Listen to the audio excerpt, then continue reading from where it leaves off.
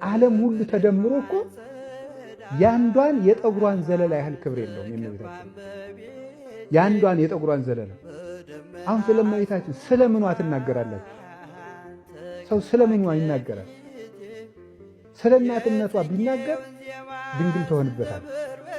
ስለ ድንግልናዋ ቢናገር እናት ትሆንበታል። ምን እናትነቷን ብቻ ልናገረው ቢል አይሆንለት።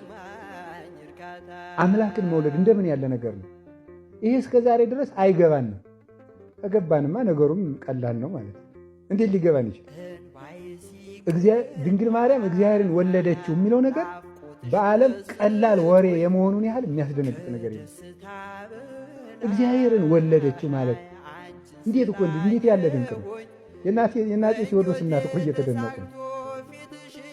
የእግዚአብሔር እናት እንደምን ያለ ነው! አሁን ይህንን አባ ጊዮርጊስ ቢነግረን ኖሮ እንዴት ይሆን ነበር? አሁን ዛሬ በዚህ ዕለት ተገኝቶ የሚሰብከው አባ ጊዮርጊስ ቢሆን ኖሮ፣ ቅዱስ ያሬድ ቢሆን ኖሮ፣ ቅዱስ ኤፍሬም ቢሆን ኖሮ እንደምን አድርገን ልንሰማው እንደምንችል እግዚአብሔር ነው የሚያውቀው። እኔም ስላልሰማው ማለት ነው። እና ጽድቅ ሲቀልብን ያየሁት በዚህ ዘመን ጽድቅ ሲቀልብን፣ እውነት ሲቀልብን፣ ድንቅ ነገር ሲቀልብን፣ ርካሽ ነገር ሲደነቅብን የታየ ነው የኛ ዘመን ነው።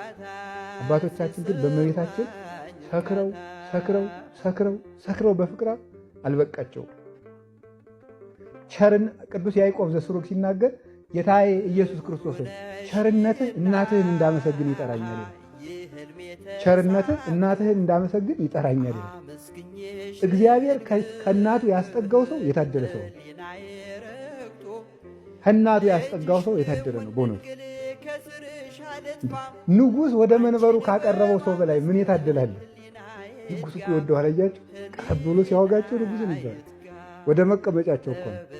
ወደ ድንግል ማርያም የቀረበ ሰው ወደ እግዚአብሔር መንበር ነው የሚቀርበው። ወደ እግዚአብሔር መንበር ይቀርባል። ብሶቱንም በእሱ አድሮ ይሰማዋል።